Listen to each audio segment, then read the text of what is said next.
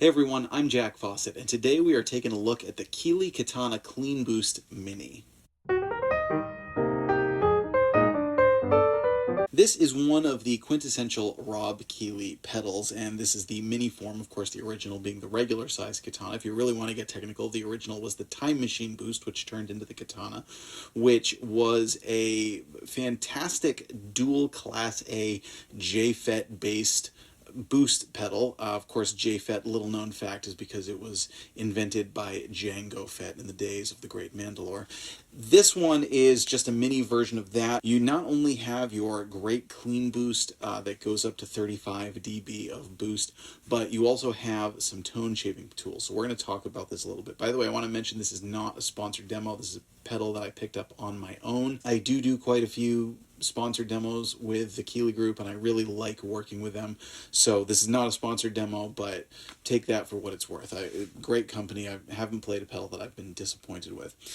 Now, believe it or not, this is actually my first Katana clean boost. It's not my first Katana, of course, with the Katana Blues Drive, but this is the first Katana clean boost that I've owned. The classic one is the regular size enclosure with the knob on the side.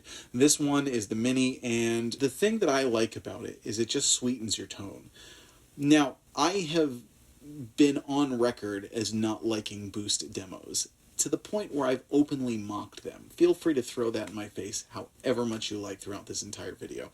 Because the truth is, when you're watching it on a video, as far as a boost goes, you can't always fully appreciate the nuances that it does to your tone.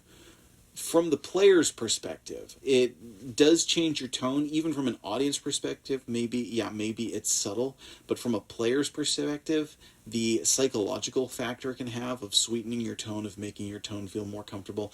Also, it works great springboarding other pedals off of, whether you're boosting your whole signal chain or whether you're boosting into your other pedals, which is actually how I like to use this. The way that I personally like to use this pedal, and it's already a mainstay on my pedal board, in fact it's a cornerstone of my tone, is about like this, with the two switches off. I'm going to talk about those in a minute, but with the two switches off, so the stock mode with the knob right about there, it boosts the signal a little bit. It squishes the signal a little bit, but not like a compressor would. It just kind of rounds off the edges, and similar to other pedals that do this that I've talked about really liking it, it sort of sounds like that point that a tube amp gets to where the notes are starting to collapse into themselves. So it's starting to sag more, but it's not starting to break up yet. This pedal does that sound really, really well, and that's how I like it. I don't use it fancy. I use it as a tone sweetener, but again, it also changes the way that the other pedals kind of interact. They get a little bit more oomph to them, a little bit more saturation if you're running a drive afterwards, and I just like the way that it interacts. It's a great pedal. Again, I go back to what I said though, where boost demos are hard. You know, you click it on, and you know it's hard not to just be like, "Do you hear that? Made it louder. That's a great pedal. I want to buy that pedal because it makes me louder." Okay. But you also did hear, this gives some nice, even on the stock mode, it gives some nice grind as you're getting it up, and as you really, really push it, even on the stock mode, it really pushes your amp. Now, to show that in all its glory today, I'm going into the Fender 68 Custom Vibro Champ.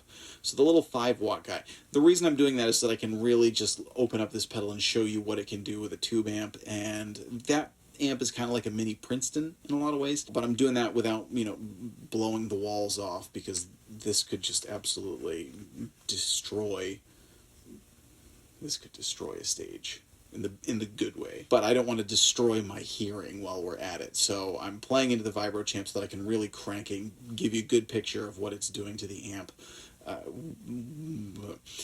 Next, we're going to do it with the switches changed. So you have a high cut switch and you have a high gain switch. So of course the high cut, the treble cut switch there, that's going to cut your highs a little bit, and that can be great accommodating for a really bright rig.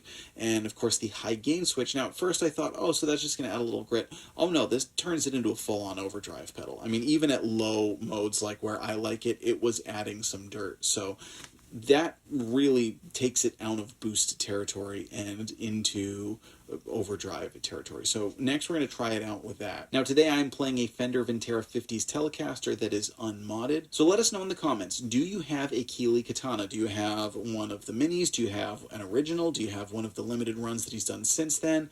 What do you have? Do you have one of the Time Machine boosts? How do you like to use it? Let us know in the comments. Stick around for some more tones with a little bit more of a high gain boost and snarl. Thank you to the interior switches that have been toggled up now.